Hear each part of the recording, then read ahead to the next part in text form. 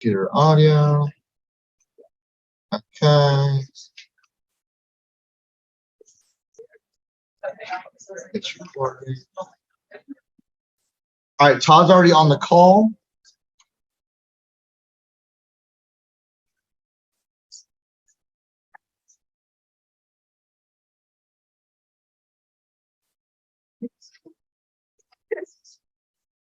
Hey, can you hear me? You're on mute.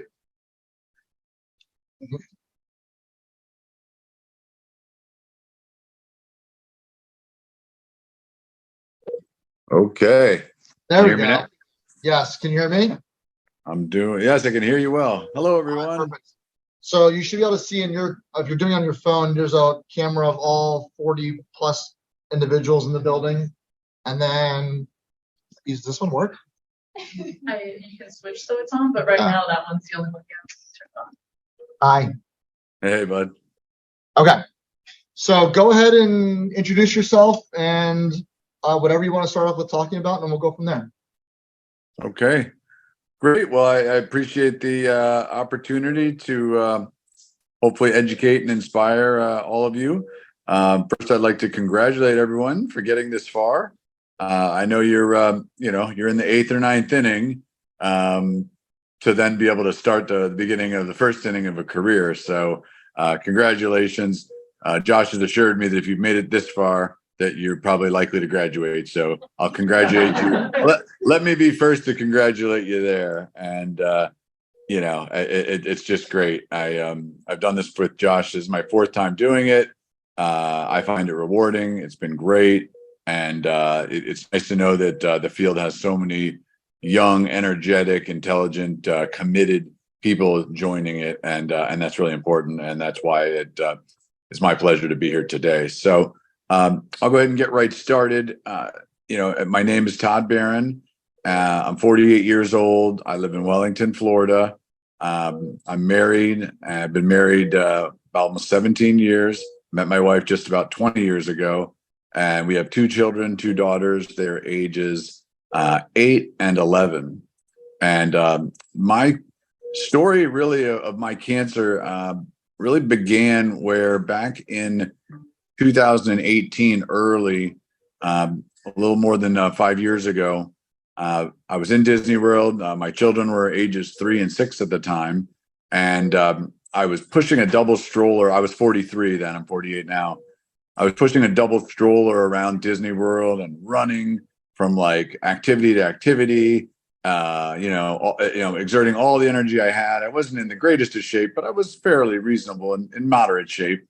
And, my ankle, my calf started to hurt. And I thought it was because I didn't stretch. I'm now getting older and you need to stretch before you do physical activity, which, it wasn't like I was at a gym. I was at Disney World, but it turned out to be a lot of activity.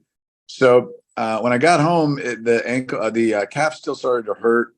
And I thought it was maybe shin splints. And so I looked down at my calf one day, and it was bigger. My left calf was bigger than my right calf. And I went to my doctor, and first we did a round of antibiotics and nothing changed. And then we did an MRI, and it was the results of that MRI where it was, discovered that I did have a big tumor in my left calf.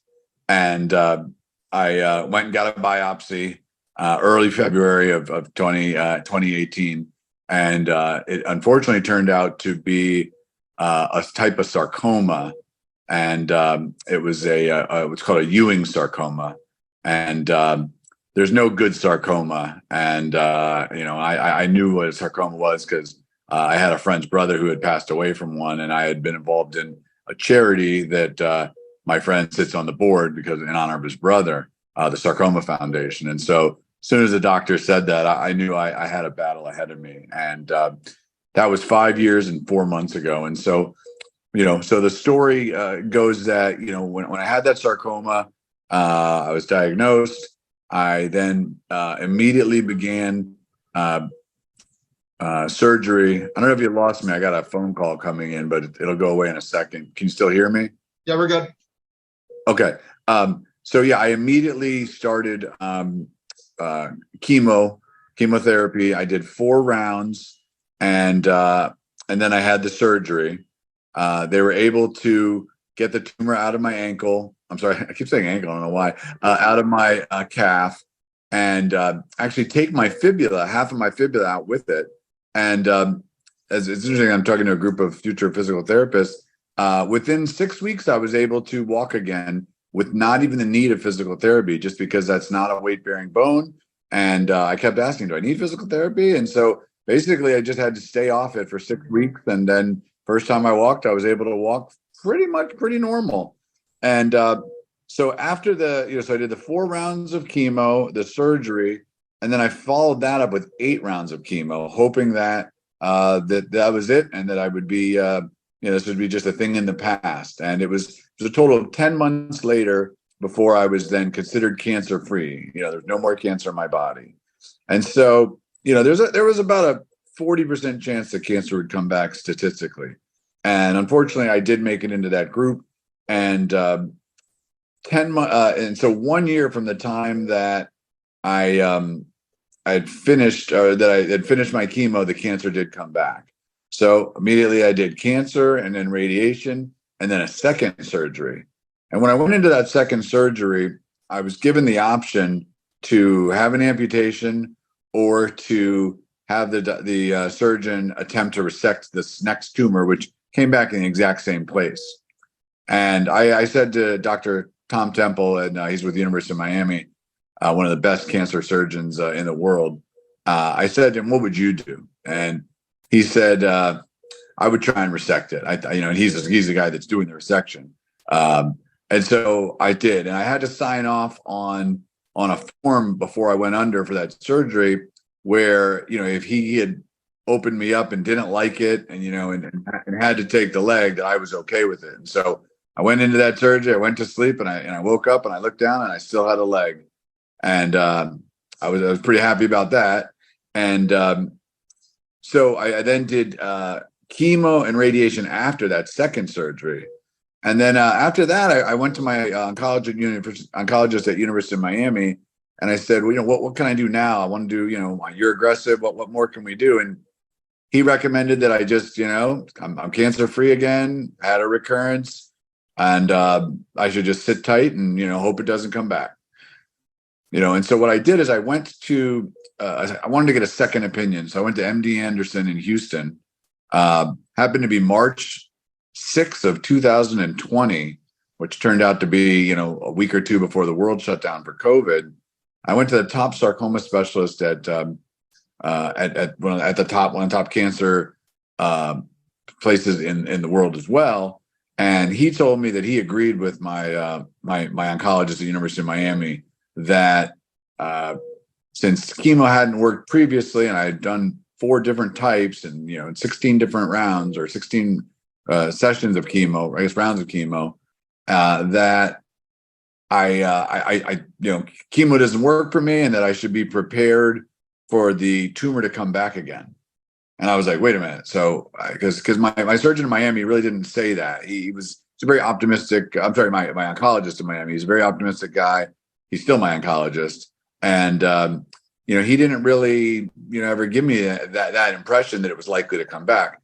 The guy at MD Anderson said there was a 99% chance it would come back, and then in fact it would come back sooner, meaning that if it took a year to come back, that it would be less than a year. And he said to me, if I were you, I would start checking things off my bucket list.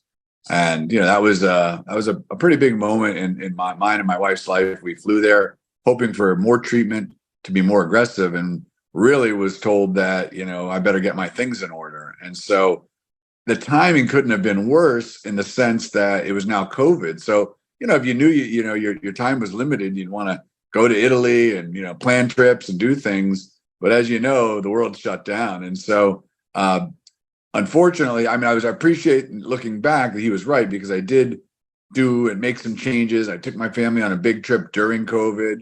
I did a few bucket list items. I went to Kentucky with my brother and went bourbon tasting in July of COVID, which I would definitely not have done during COVID without that what that guidance that he gave me. And then sure enough, 9 months later, in November of that first part of COVID of 2020, it did come back. And this time it went higher and it went into my kneecap. And I tried one clinical trial, but it was pretty evident pretty quickly as it still continued to get bigger and the clinical trial did not work, that I had to lose the limb. And it wasn't a situation of taking the limb to save me from cancer or to save my life. It was the fact that, you know, it was hard to walk and there was I had no other real decision. It wasn't like do the amputation or do something else. It was either this thing gets bigger and comes out my leg and I die in pain, or I do an amputation. At this point in time, my cancer still had not spread. And so I planned the amputation. My same surgeon, Dr. Temple in Miami, did it. It was March of 2021. And I, still thought that, maybe I would get lucky. This thing wouldn't spread. We'd get it out of my body. You know, it had never been north of my kneecap in my body. So maybe taking an above the knee amputation would get it. And I'd live just a life as a normal amputee with no cancer going forward. And I knew that in 2 months from them, I would begin physical therapy to learn to walk again. Unfortunately, even before that started in April of 2021, the cancer did in fact metastasize, which was pretty crushing news because the statistics on a Ewing sarcoma and metastasis and life expectancy are very grim. And, it was tough. I mean, it was a blow to me and my wife. And when we got the news, but I still, wanted to walk, and so Dr. Temple recommended, Josh Davis, who really is one of the top sarcoma physical therapists in the area. I went to my surgeon. I said, I really don't want to come down to Miami. Do you know anyone in my area? And he said, well, there's one, and they knew of Josh Davis. So I turned out that Josh and I had met before socially, and that our wives were friendly because he also lived where I live in Wellington, even though his practice is in Delray. And so it was great. He was unbelievable. Just went above and beyond. And I started in May, the following month after the metastasis, as soon as I could. And, I remember I went there and, I was like, if I'm going to die in the next few months, do I even need to learn how to walk? And, Josh was just, there and supportive and really helped me in a very difficult time, emotionally in my time. And fortunately, I was able to get on some medicine, a drug called Votrient, which is a protein inhibitor. And that drug inhibits proteins in your body so that it doesn't allow the cancer to feed the cancer. It has some side effects, but they're relatively minimal. And I'm still in these last 2 years, really 2 years and 2 months since then, been able to live a really, really good life from just an overall standpoint. And I'll get to that in a minute. But it was May. And, even if I wasn't sure about how that Votrient was going to work, I got right started with Josh and, being with him and he's just such an extraordinary a teacher and mentor to all of his patients. And what's really interesting to see is when you're a patient, you get to see the physical therapist, or at least the way Josh is set up is, him working on 5 or 6 patients at once. It's like watching a conductor in a symphony working with different musicians all at once. It was great. And it was really almost like it was like a social hour for me. We would rap when he could spend some time with me. We would, talk about life, and, he's really good at distracting you. You don't even realize you're in physical therapy and you're just kind of hanging out at a bar without the alcohol. And so, I did that, and the drug that I got on, really was working to control the tumors, and some of the tumors when it metastasized disappeared. And, so I was, pretty happy about that. And, so I started in May. I had the opportunity to meet with another amputee that I had known. Actually, a friend of mine said, yeah, I want you to meet this guy. Nate, he's an amputee. He's got, double amputee, and he's living a great life. And so I went and sat down and I had lunch with this guy. And it turned out I had known him, and I didn't even realize he was ever an amputee because he always wore a suit and he always wore pants. And he lost his legs in Afghanistan. He has one above the knee and one below the knee. And I never even would have known it. He's got a great life, and he's a beautiful wife and young children and a successful career. And there was a couple of things that he taught me that I did want to point out to you guys today was, as I said, and so he went back to Walter Reed as well. And, they flew him there, and immediately every day, all he did was learn to walk, and with a group, a group full of other military amputees. And it was a full-time, 40-hour-a-week job, maybe even more, every day learning to walk. And so the two key things that he pointed out to me were that, one, you need to, this was maybe 3 months into my working with Josh and beginning. I went there on crutches. I can remember that. And I know that by October I was on a cane. So it was in that 2-3 months in, I was lucky enough to have this lunch set up. And he said that, what happens is you got to reprogram your brain. And I was like, wow, that's interesting. And that kind of, at the moment, I didn't think it was, that insightful as much as then when I was working out with Josh and we were doing it. And I was like, okay, my brain's got to be retrained here. My brain's got to retrain here, because it seemed very difficult that I was ever going to be able to walk in the very beginning of training. And then the other thing, as I said, as it relates, I said to him, well, I started in May. When am I going to be able to walk? And he said, it's not a time thing. It's a mileage thing. And that also resonated with me as time went on, that you get into it, what you put in. If you work out an hour a week, it's going to take a long time. But if you work out 20 hours a week on it and practicing, it's going to be 20 times faster than 1 hour a week. And it's just a math problem, and it's all about mileage. And so those were a couple of key things that I when I do this discussion, I like to point out. But by October, which was really only 5 months into it, I was walking with a cane. And by December of that year, I was walking fully on my own. And every month since then, I've gotten a little bit better at walking. I've been able to walk further. I've been able to walk more where you can't really tell. Or an average person might not be able to tell, right? I assume the room, like you or Josh, certainly could tell. And people that know someone with amputation certainly could tell. But I've been able to do some really incredible things in the last year and a half, really, since I've been able to walk. I've been to Europe. I've been to Italy with my wife. We've done 2 trips to Hawaii.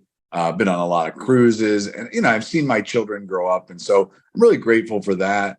I always look back to my time in physical therapy as a really just a positive one. I was very fortunate to get a great physical therapist, who inspired me to work towards it, didn't overly push me. And, one of the reasons I'm happy to give these discussions with a group of students like you is because, I want to try and encourage you to sort of, emulate Josh if you can. And he's such a mentor to the interns that he had that I got to interact with when I was there, at his practice, and some of the students that I've met with in the Q&As and watching him in the class, because when I do the in-person, sometimes I sit through the class and even I learn some things about how the prosthetic works, and it's great. So, always consider him a resource in your career, and I'm sure he'll be happy to guide you if you can. And then, when you're working with someone like, just kind of taking the totality of their situation, and try and, just do the best and let them know that, yeah, you've met, I could be the one you could say that you've met, even though it's virtual through Zoom, that you've met people that, went through it. They got, it looked difficult. It seemed scary. I watched YouTube videos. I just didn't understand, but now my brain is reprogrammed. I put the mileage in, and it really wasn't that long. I mean, it is a lot harder with an above the knee amputation than a below the knee on how fast you can do it. But the technology of the prosthetics and with the microprocessor and the learning capability and the AI that's built in, part of why I got better each month is because of that microprocessor in there and the way the prosthetic works. I didn't realize that till I was in one of Josh's lectures. It took me when I did a presentation like this, that's how they work. And so I thought, it doesn't matter whether it was me or the computer, but I thought I was just getting better. But it was really the learning of the computer and it knowing me. And I'm playing golf. I can dance real well again. I'm not jogging in races, but I frankly didn't jog before.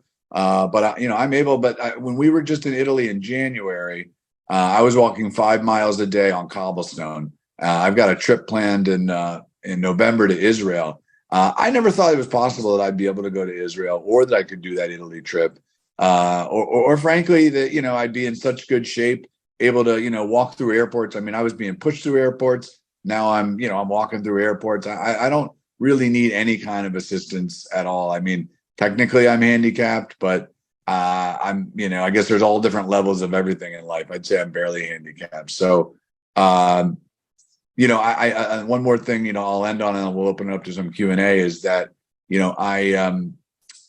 I had a lot of, good fortune to have such a good support system with my wife and such great reasons to live. I've got great business partners. I'm fortunate to have great health insurance and amazing medical assistance along the way, from, Josh and his group, to my prosthetist, to my surgeon, to my radiation doctor, to my oncologist, and of course the nursing staff and people just in the profession, as well as friends and family. And I've been able to give back. I'm mentoring a below the knee prosthetic patient. It's actually, I recommended, it's working with Josh. I've mentored other cancer patients. I've helped out at 2 different cancer charities. One that's the Sarcoma Foundation, where I was awarded a Courage Award this past September, where I went up and helped co-MC the event. We raised about $300,000. And then recently I put on a party that benefited cancer patients that need financial support. All the money that's raised for that charity just goes to help financial support, financial assistance for those, because, I've been very fortunate to have a good job and good insurance and a good family support system. But that's not the way cancer affects everybody. And they'll pay rent for a person for a year, who needs that's been affected financially from cancer. So the ability for me to get out there and give back, to travel, I'm in a tough situation. I'm still battling every day. I'm actually, I've got one last story, and then I'll open up to Q&A. Josh has been great, and he helped me walk, and I'll forever be grateful. But he recently just saved my life, and I'll tell you the quick story. So the reason I'm not there today is that I'm at University of Miami in the hospital, about to check out and get out of here after 4 nights sleeping here. Essentially, I recently had started, I want to start working out some more because I am feeling so good. So I did 20 push-ups after waiting 2 years with never doing a push-up. And I injured my shoulder and my trapezius. And I went to Josh, and, he spent an hour with me. I hadn't been back to him in a year and a half. We'd still see each other socially, and our wives are friends, and we get together, but not in a more just in a social setting. And, he gave me a massage, he iced it. And he was a little uncertain on how to go, and he really thought about it.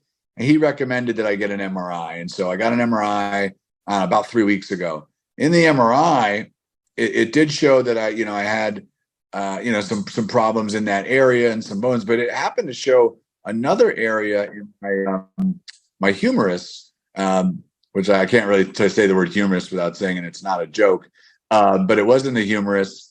And if you know me, I'm a very funny guy, and I take everything. And one of the ways I've gotten through this is through a lot of joking, which I encourage everyone else. And it turned out that I had some growth there in the tumor in my humerus. And so today I did my second day of radiation of a 5-day stretch, which I'll end next week. And that should control the pain. I should, go back, and it's the only area. But when I did that, my doctors recommended I do a full PET scan just to see if there was any other areas that were of concern, and but that I would, be starting radiation very, very soon. So I did a PET scan, and the good news is it was on Monday, and there's really no new areas, and there's no new cancer spread. And so everything is still pretty stable relative for someone who has metastasized cancer. But what they happened to notice So I came to University of Miami on Monday, got the PET scan.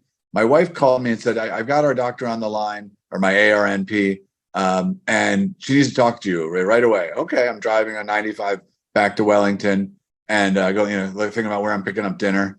And she says, how are you feeling? I'm feeling good. Yeah, good. A little concerned that you're calling me. She says, listen, you have a Thorax. pneumothorax. I never heard of that. Essentially, it's another word for collapsed lung. She says that there's an immediate thing. They don't give you the reports of these, the results of these reports very quickly. But when it's something like that, they do. It's like an immediately 911 out to your doctors, get in touch with the person. So basically, she said, yeah, you have a collapsed lung. I'm surprised you're feeling so well. That's why I asked. And you need to turn around and go right back and check into the emergency room. So that was 4 days ago, about 5 p.m., about 4 full days ago. I came in and, my right lung was good. My left lung was about a third collapsed. So 2/3 good, 1/3 bad. So I didn't have any notice of it. Still felt well. I drove myself to the ER. They looked at it. By the morning, I was having a little bit of trouble breathing. I was pretty scared, to be honest. They did a surgery, a procedure where they went in and they put a catheter in, which I have, and probably in about 2 hours, it's going to be pulled out. And they sucked the extra air that was on the outside of my lung out. And I've just been awaiting. A day ago, it was clear. I no longer have a collapsed lung. I had to wait another day. This morning, they took me off the machine. They continued to work with the catheter. And now I got one more scan that I'm doing in another 2 hours, as long as X-ray, as long as that's good, they're sending me home and I'm going to make my dinner party tonight. And so it's just crazy how things happen, how things can change in a moment. But for me being a bonehead and doing push-ups, which I shouldn't have, and then Josh saving the day by saying I get the MRI, he indirectly, if it weren't for that, I wouldn't have known to do the radiation quickly. They wouldn't have done the PET scan. I would have then been just somewhere, my lung would have fully collapsed. I could have been on a plane. I could have died. And I'll leave you with that on the story, how Josh Davis indirectly saved my life. So now I'm grateful that he taught me to walk and he saved my life. And I'll open it up to Q&A. That's a great way to end. All right. So what questions do we have? Don't play the game right to start off. Yeah. Say your name and then what your question is. My name is Brad. I have a question back to you. When he was having that shoulder pain, what was going through that? Were you concerned that maybe there was a test, or were you thinking like, no, this might be like some kind of tear? Like, Can you hear her, Todd? Yeah. So this recent shoulder pain, what was I Yeah. thinking? So she was asking me like what was going through my head when I was evaluating you the other day. I'd love to hear your answer. Yes, I try to put on my clean poker face and try to just think, oh, maybe it's just a rotator cuff inflammation. I told Todd and I texted his wife behind the scenes that, hey, based on his history, if there's any other patient I wouldn't care about, like he's put on steroids and he was feeling for a couple of days a little bit better. And I was like, hey, listen, I would still push the MRI because of his history. Knowing in the back of my mind, it could be a worst case scenario. Yeah, so I don't know, just random instinct. And like I said, any other patient, I would just say, yeah, let's go ahead and do corticosteroids, do it for a couple of days, Medrol dose pack. I'm sure he'll be feeling better, get rid of the inflammation. We'll start strengthening in a couple of weeks.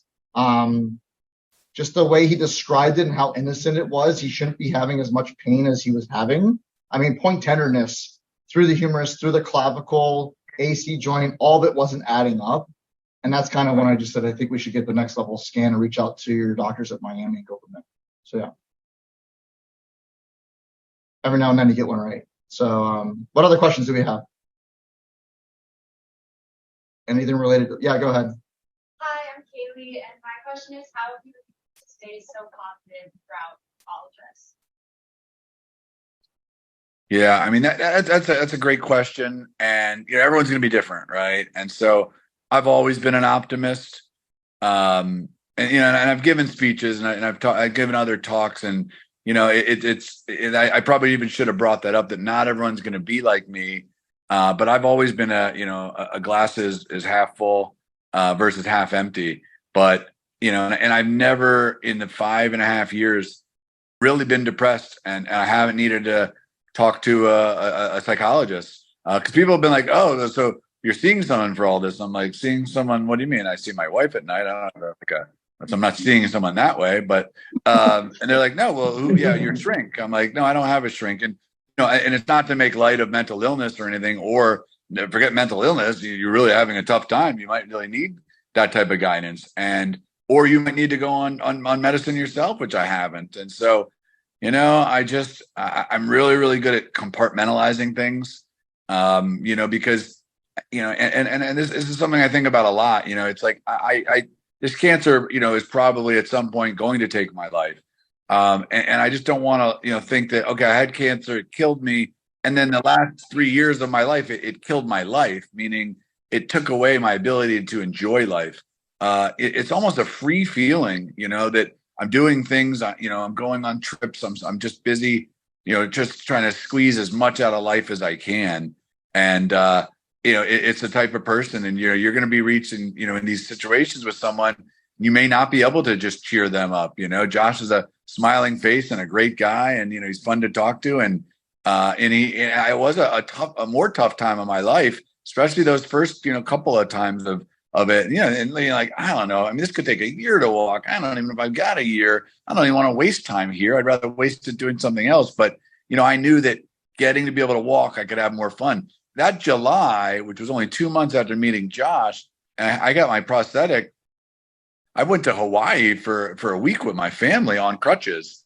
And if I didn't work with him, I wouldn't even be able to work getting on crutches. And so to me, it was, the light at the end of the tunnel, get to the next step. And, even right now, I mean, this has been a scary week for me. And I just, and if, and they got to do something more, and if this is how it's been, I don't have any regrets with anything I've done.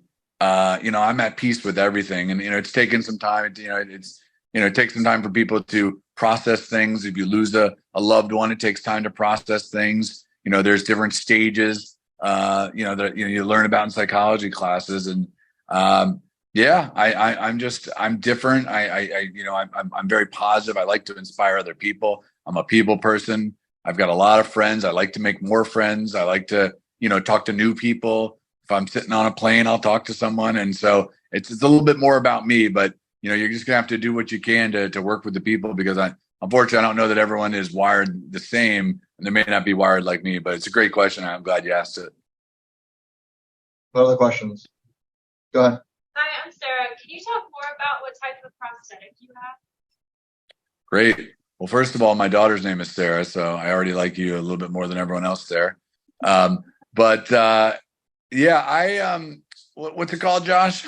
You have a C leg. C-leg. Microprocessor knee. Yep. Yeah, I have a C leg, which is great. And that gentleman I told you about, Nate, who lost his legs in the military, helping us, in battle.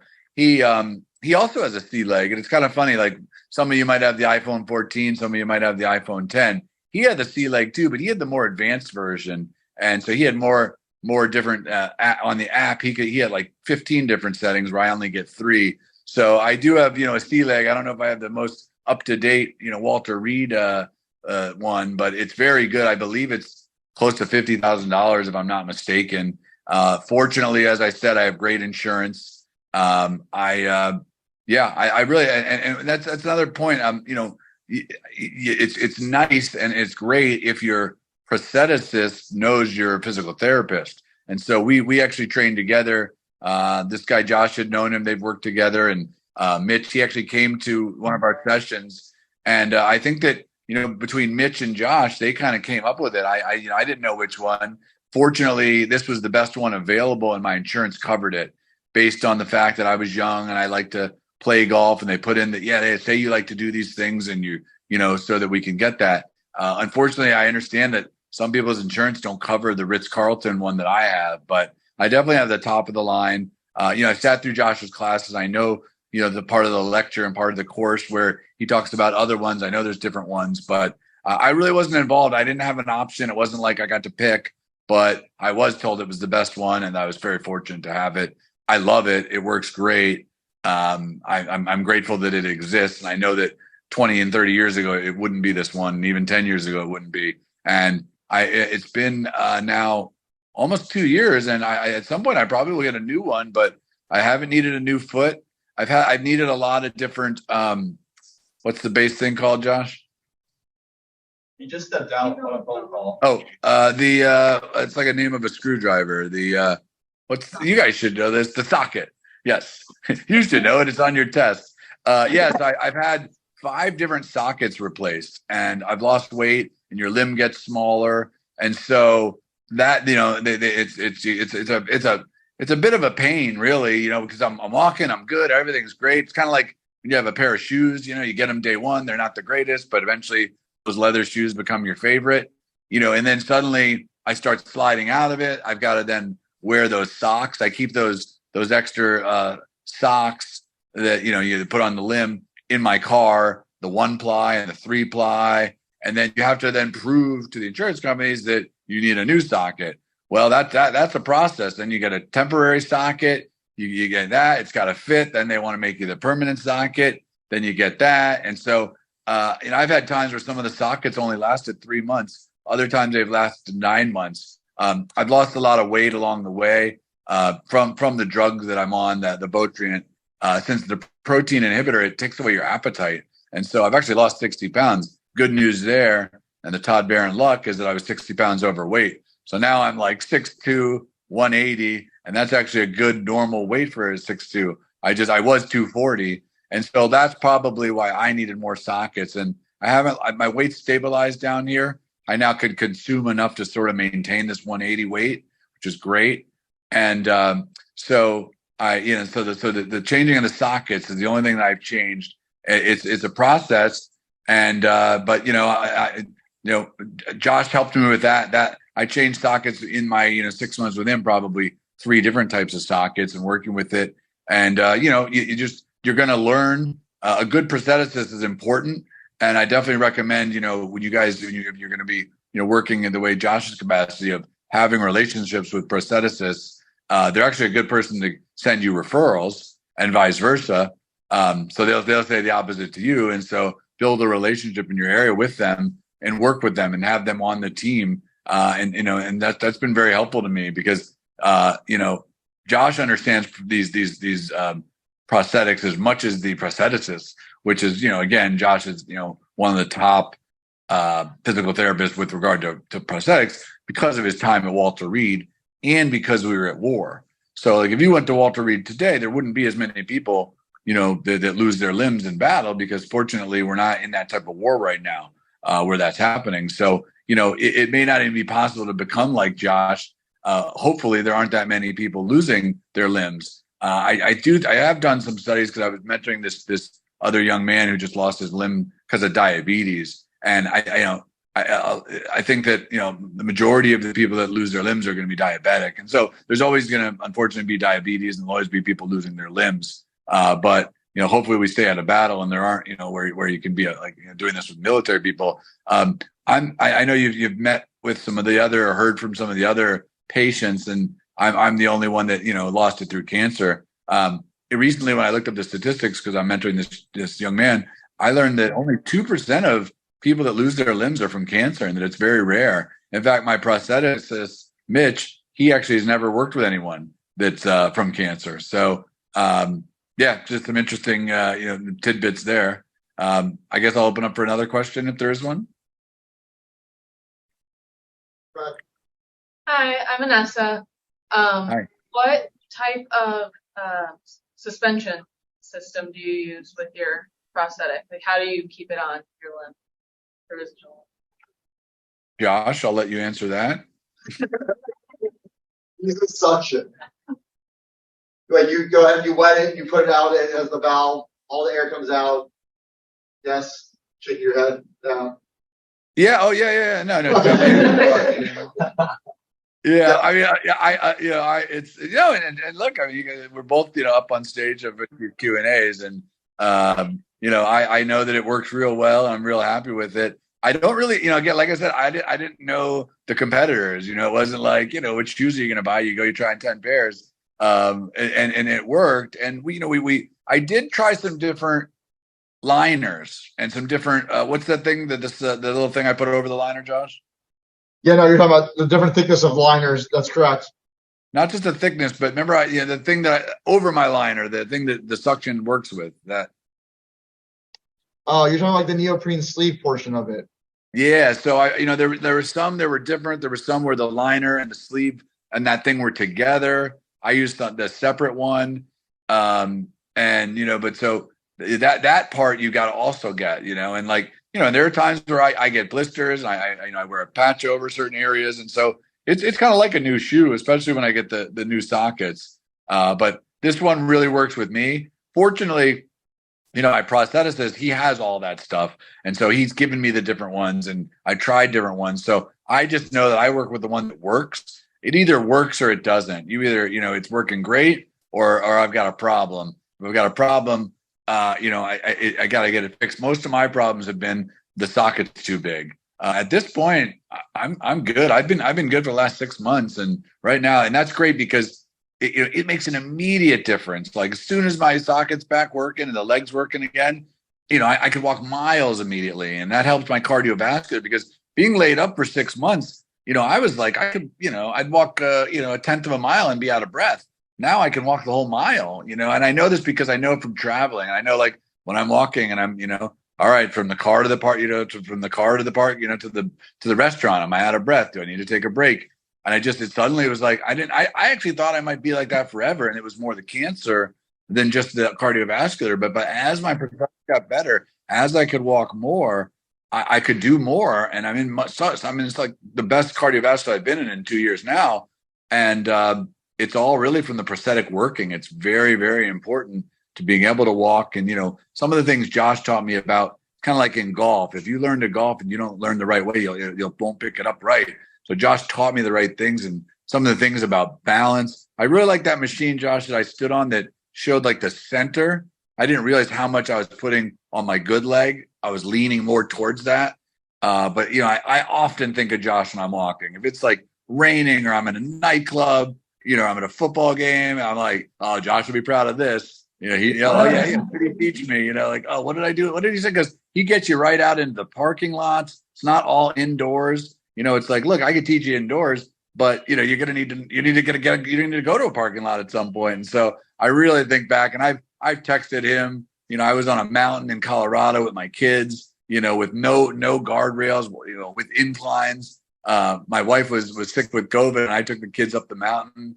I've texted him from so many major places in my life where it was important. Where I was like, "This is all you, buddy." I'm in Italy. I just walked 5 miles. I'm definitely keeping in touch with him. And so it's I don't know that you're going to, I don't know that every person he works with, he has such a great relationship. And, like I said, we are friends and we were, friends and family kind of beforehand and certainly afterwards. But I would do anything with this guy. And, I really, now he saved my life. It's a little bit different, but even without saving my life, it's been a great experience for me. It's memorable to me and it's rewarding and, and I consider myself lucky.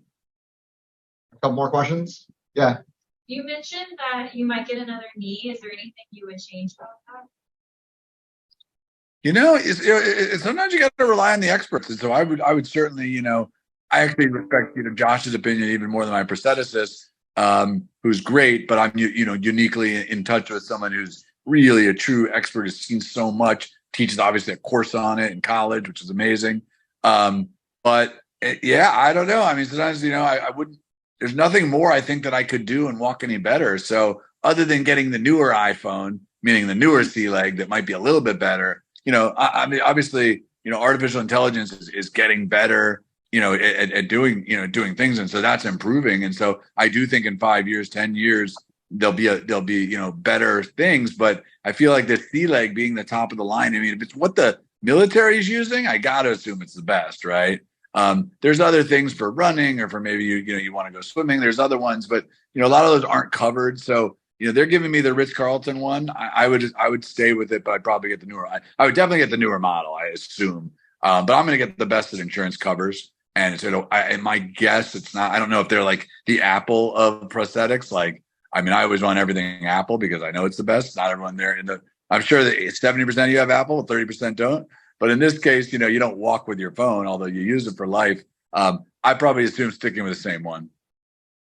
How long does your battery life last when you're charging it? You know, it's funny. I learned a little more about that question in these classes with Josh. I charge it every night, like in my iPhone, and I didn't realize. But yeah, you could probably not charge it for 2 or 3 days. I do feel that just like your iPhone's battery life isn't as good after a year as it is on day one. I do think it's not. That may be the reason why I get a new one, just because the battery is not charging. But in my whole time, there's only one time I ran out of battery. It was because my wife figured out like a way to sort of create like a stirrup system where the sock stays up always, so you never have to push it. And when she did that, she went up near where the battery charges, and where we thought it was charged, it wasn't. So I went driving this one day. I got a gift to drive Ferraris and Lamborghinis down at Homestead, and we went to that Versailles restaurant near the airport in Miami, which is amazing. And as I was walking, it was like it was in safety mode. And Josh had told me, yeah, if it ever runs out, it'll go to safety mode, and it's almost like an olden days prosthetic. And I was walking through that restaurant, and I was like, kind of had to swing the leg out to the left. And even then, I heard Josh in my mind telling me what to do. And I was texting with him, and I was texting with the guy Mitch, the prostheticist, and they're like, yeah, we think that it's out of batteries. I'm like, I charged it last night, but and what happened is it wasn't showing up in my app in my phone. That's a good sign. Then there's a manual way to turn it upside down to reset it. It wasn't resetting, but it was in safety mode. I mean, I wouldn't have been able to, like, I was, traveling far away from my charger. I would have had some issues walking long distances, but short distances, I was able to go to that meal. I went right home after that, and sure enough, figured it out. But yeah, I think it's about a 3-day. Yeah, let's see. I'm gonna look at it right now. What it is for today? I'm pulling up the app right now. I'm at 97% because it was charged. Yeah, if it just sits there, but I think it lasts about 3 days, is my guess. Yeah. If it remains on. Any other questions? Yeah, go ahead. What's left on the bucket list? Wow. Well, I've been blessed, to have traveled a lot and done a lot. In November, my daughter's having her bat mitzvah, and I'm gonna make that. I have slow growing tumors throughout my body. We've been able to radiate them and stop them in their place, and the medicine I'm on and the immunotherapy that I'm also taking. We've tried to bring it to a crawl, but I'm never going to be cancer free once it metastasized.